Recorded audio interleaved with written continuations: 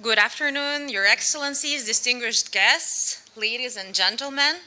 Today, the President of Lithuania, Gitanas Nausėda, NATO Secretary General Jens Stoltenberg, and the Minister of Defense of Germany, Boris Pistorius, are visiting the General Silvestras Žukauskas training area to observe the Lithuanian-German military exercise Grifonų. We are now starting their joint press conference. The press conference will be held in English. We'll start by hearing statements by the leaders, and after they will proceed to answer free media questions. I invite His Excellency, the President of Lithuania, Gitanas Nausėda, to start. Mr. President, the floor is yours. Good afternoon, dear Jens, dear Boris, ladies and gentlemen. I'm glad to welcome you in Lithuania at the Lithuanian-German exercise Grifonų. It is of significant importance for Lithuania to have our allies by our side, especially in the current security context in the region. We are at the front line of the alliance. Our border is a NATO border. Russia is executing its bloody war operations just at our doors.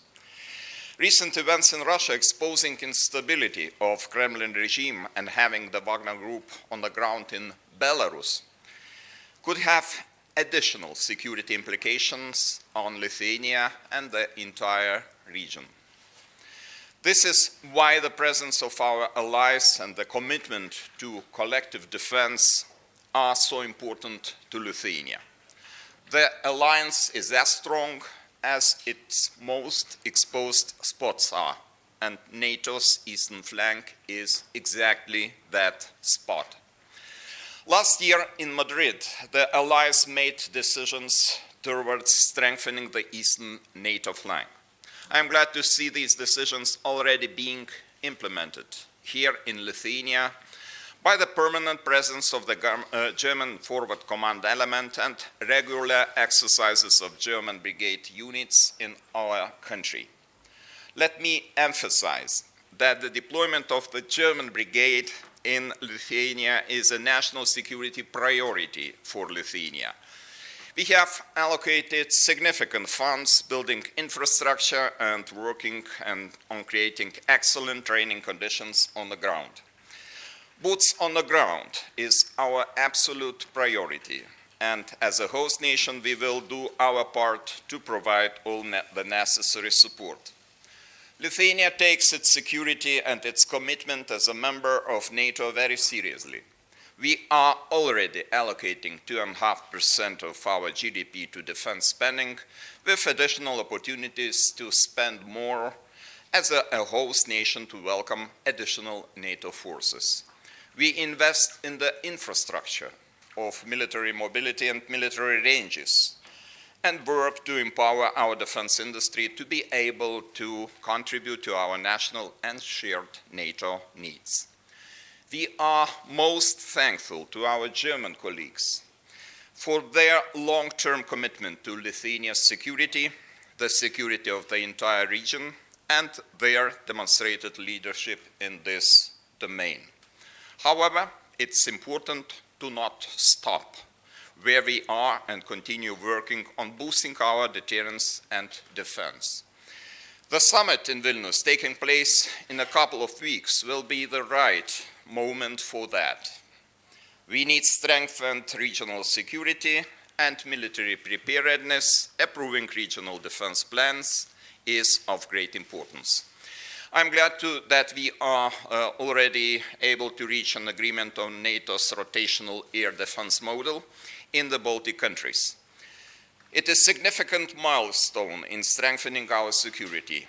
We should continue moving in this direction in unity and with resolve. Dear Jens, dear Boris, thank you once again for being here today, and thank you for your commitment to our collective security. Thank you. Thank you, Mr. President. I invite the Secretary General of NATO, Jens Stoltenberg, to take the floor.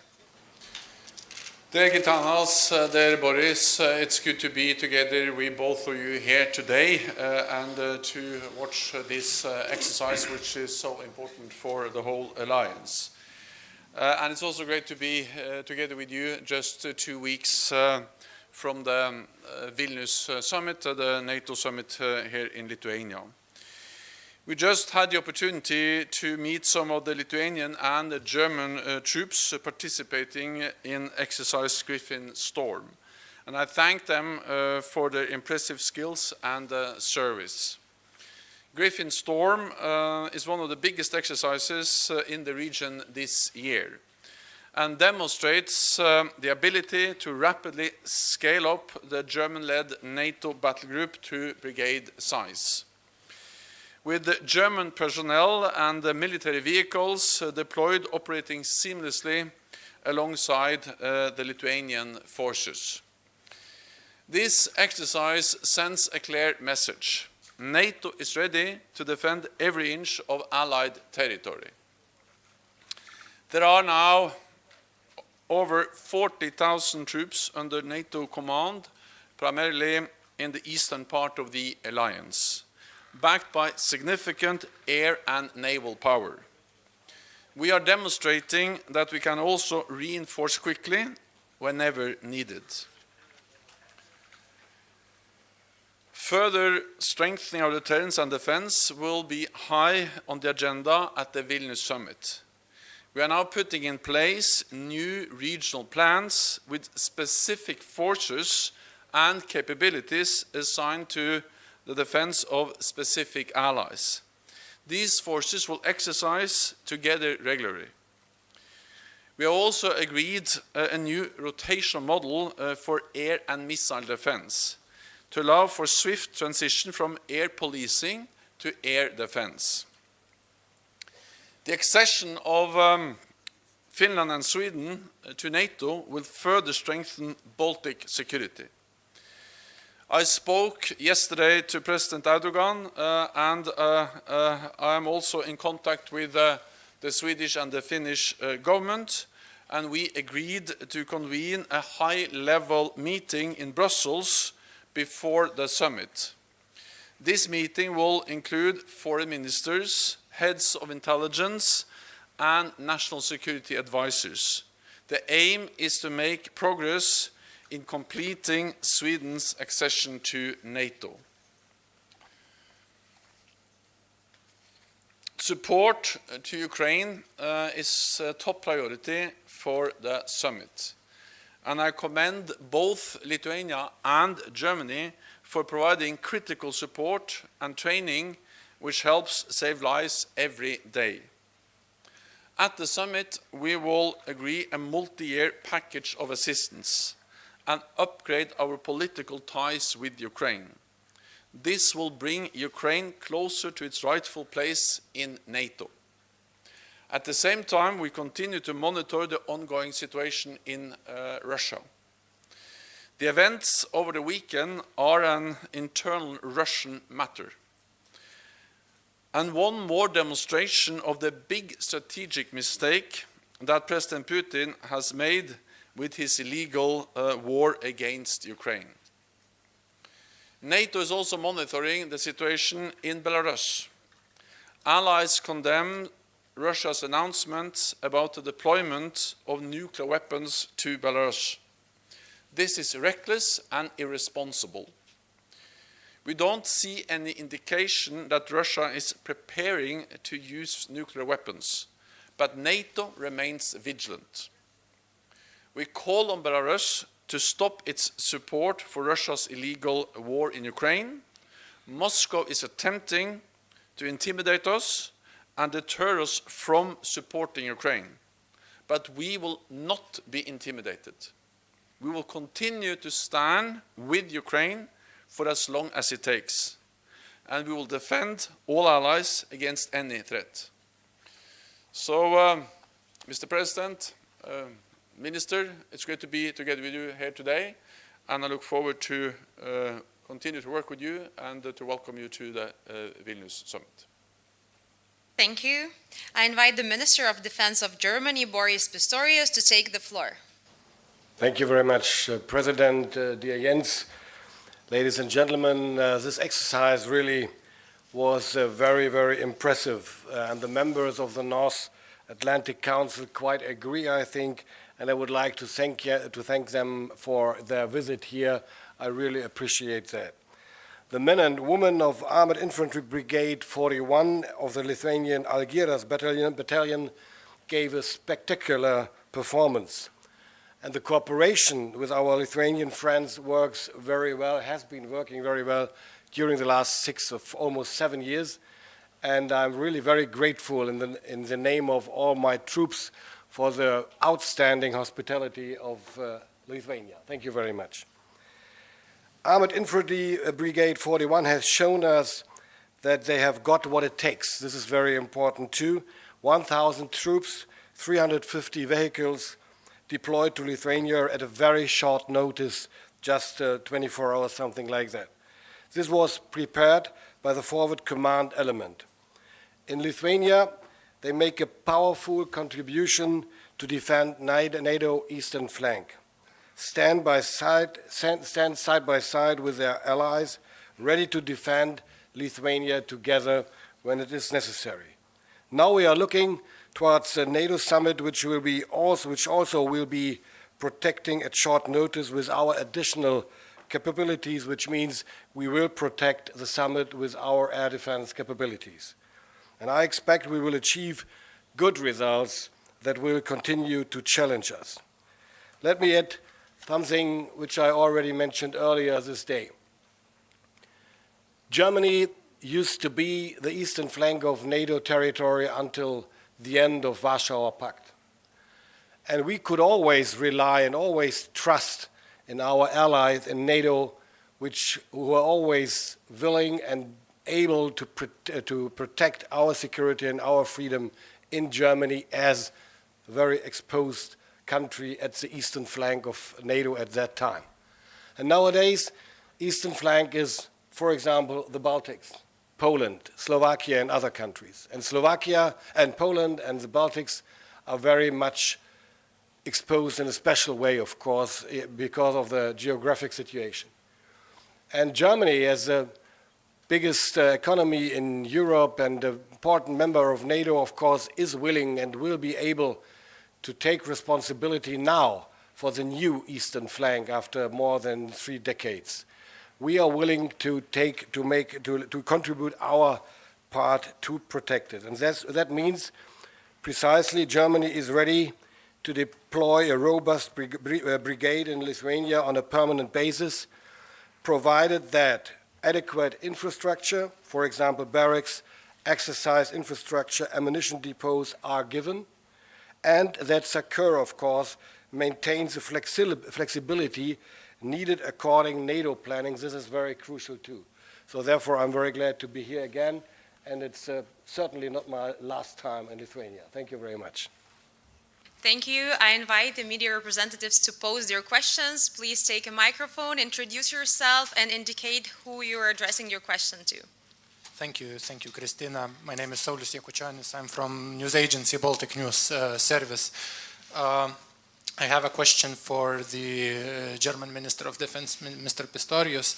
Minister, when Germany will make a decision regarding sending air defense capabilities to Lithuania under this new air defense model, which was agreed in NATO several weeks ago, and also on the other matter, touching upon the press conference previously, where you took place in Vilnius airport, can you indeed confirm that there are Wagner units being stationed to Belarus? Thank you very much. And also, can you confirm that Wagner units are being stationed in Belarus? Thank you. And President Nausėda, I also have a question for you.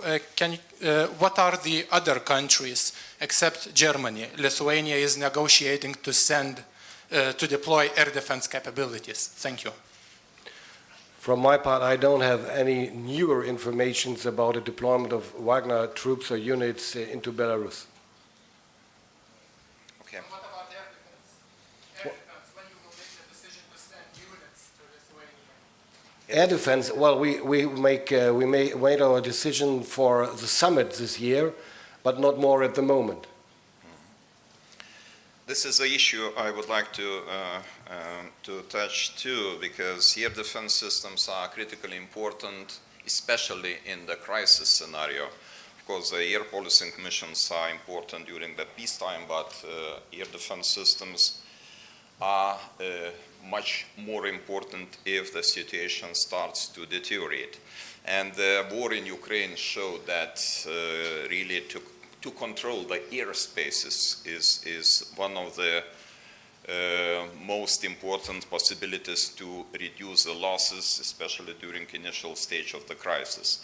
But regarding your question, yes, Minister already mentioned that now we are talking about air defense systems provided during the NATO summit and shortly afterwards.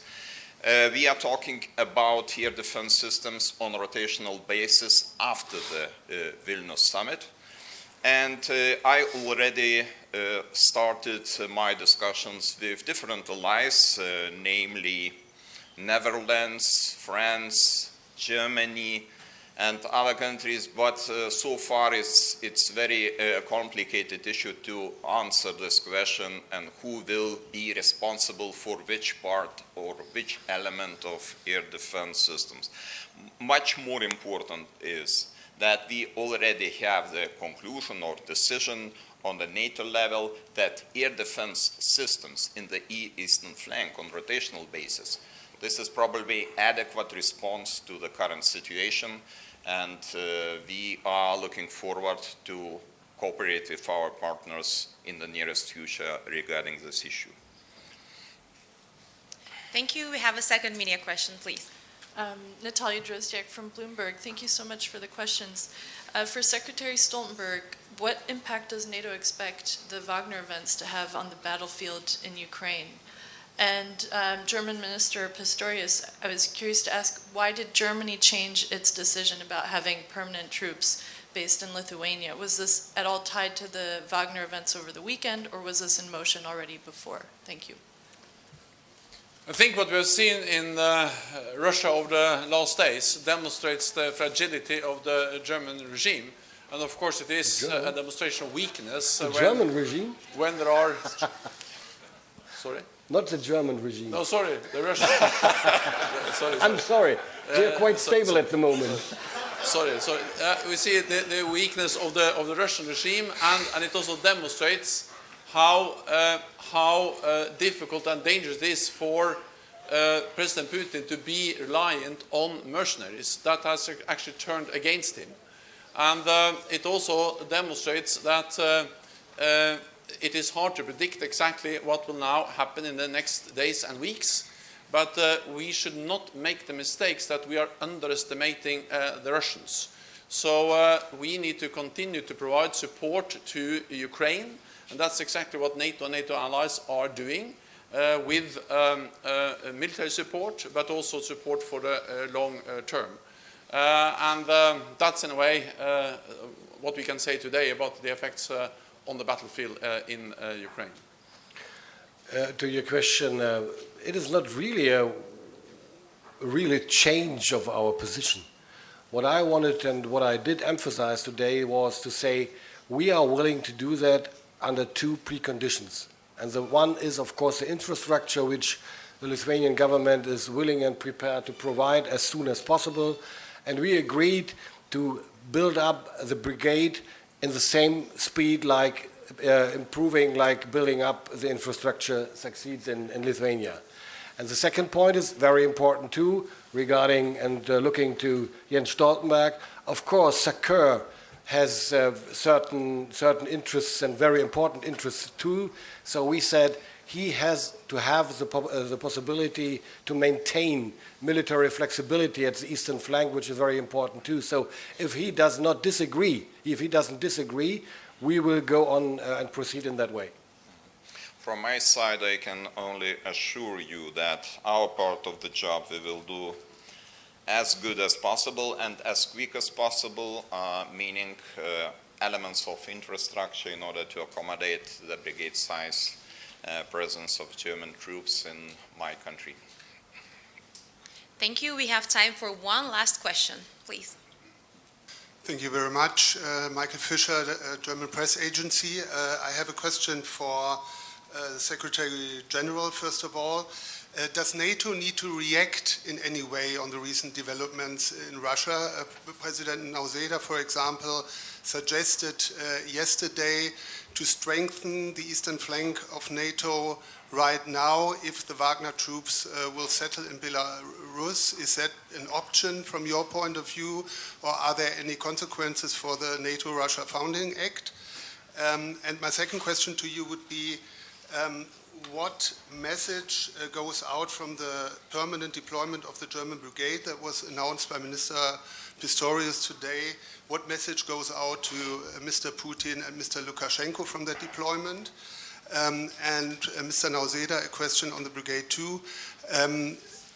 The condition is that Lithuania builds the infrastructure for the brigade.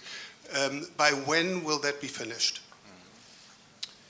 Let me start by saying that we, of course, very much welcome the German leadership, which has been demonstrated throughout actually a long time, but it's very much enhanced by the German announcement today, because a German-led battle group, but also more German troops deployed here, shows a strong German commitment to our collective defense, to our shared security, and it's part of the adaptation of NATO which has taken place since 2014 with high readiness of forces, but also with more deployments of combat-ready NATO troops in the eastern part of the lines, including the battle groups, and one of them is the German-led battle group here in Lithuania.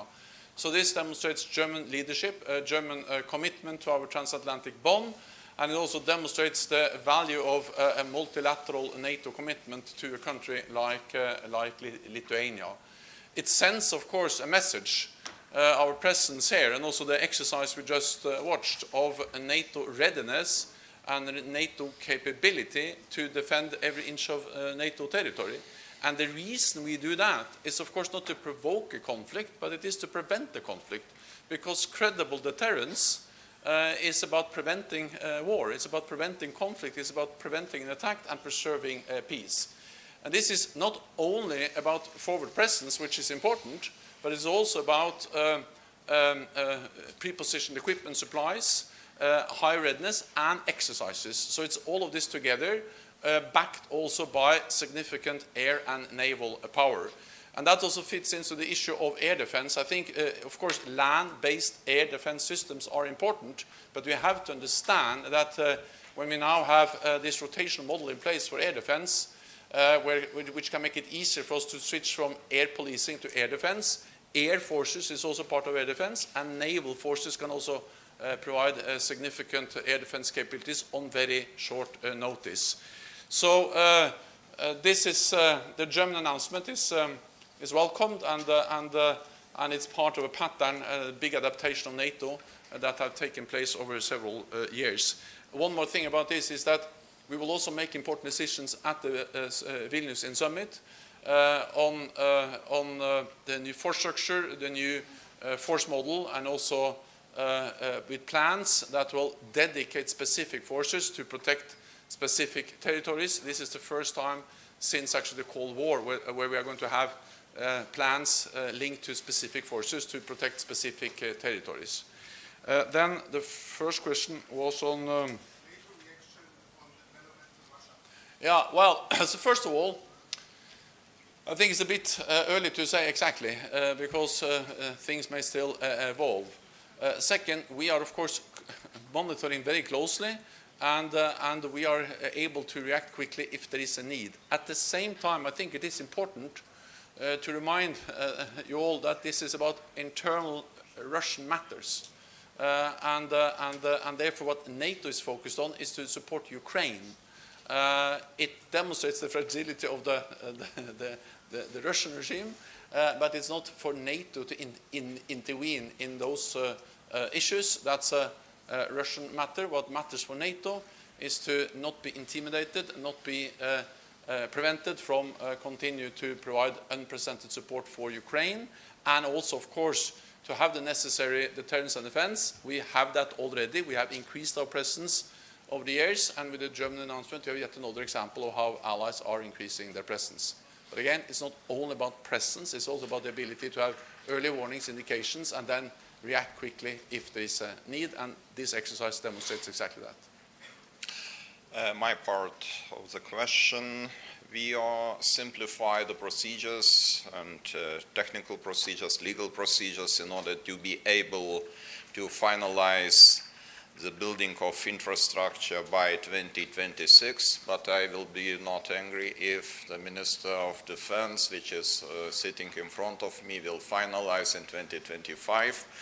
Anyway, we have a strong political commitment in Lithuania to find out the necessary financial resources in order to be able to finance the needs of infrastructure, but of course, hand in hand, modernization of our armed forces, it's very important priority to us too. Thank you. The press conference is over. I wish everyone a pleasant afternoon. Thank you.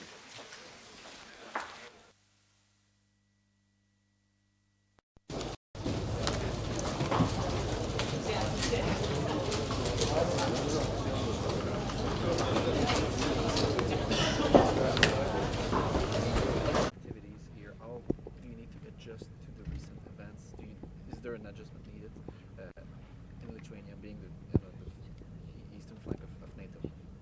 We are constantly monitoring what is going on the eastern flank, or even eastern from us, and what's going on in Ukraine, and really it affects us, and we need to be more concentrated what is going with this Wagner group, what is going with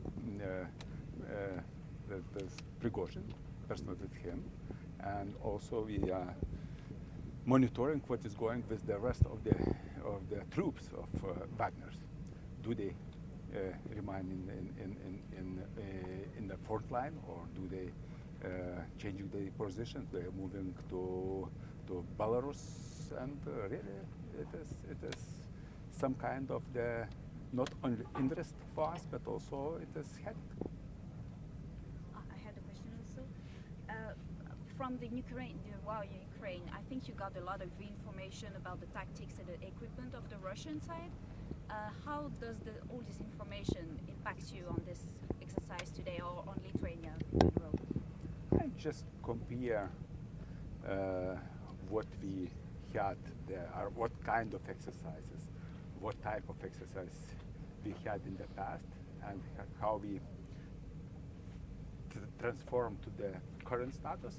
Really, it was affected by lessons learned, or identified lessons from war in Ukraine.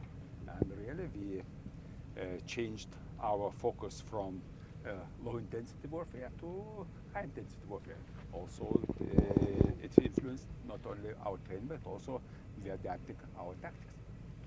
I also had a question about the deployment of tactical nuclear weapon in Belarus. What impact does it have on Lithuania? I would say that it has the strategic impact, but if you look from the operational wise, it's not so big difference, because already the tactical nuclear weapons are deployed in Kaliningrad district, and you know that there is another direction, but almost we have next to us. How do you plan to deal with it in the future? You know, maybe it's not easy to answer on behalf of Lithuania. It is mainly should be made some decisions by me. Thank you.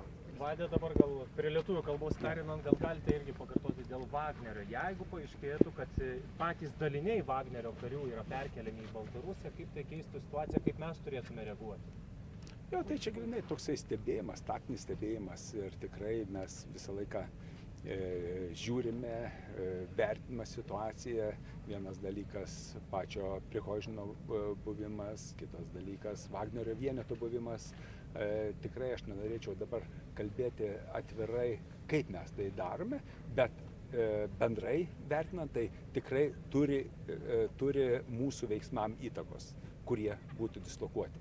Jeigu jie išlieka Ukrainoje, tai vienas reikalas, jeigu jie keičia dislokacijos vietos ir tada mes automatiškai vadovaudami savo sprendimo procesais, situacijos vertinimu, mes vertinam, kas iš to būtų. Ar jau matom, kad kažkas judėtų į Baltarusiją iš tų dalinių? Šiai dienai nėra patvirtintos informacijos. Nebent bus pasikeitę, kaip aš čia esu, nes aš tos informacijos per pastarąsias kelias valandas negaunu, bet iki tol, kol aš atvykau, tokios patvirtintos informacijos neturėjau. Vade, kadangi Vokietijos gynybos ministras šiandien galutinai pasakė dėl tos brigados, kiek tai keis ir mūsų ateities pasiruošimą ir visus planus? Ar tie dabar NATO planai jau yra, nereikės jų dar kartą pakeisti? Ne. Čia viskas, žinokit, mūsų sąjungų vietų dislokavimas, tai yra, ko gero, atsako į klausimą, į pareigtį.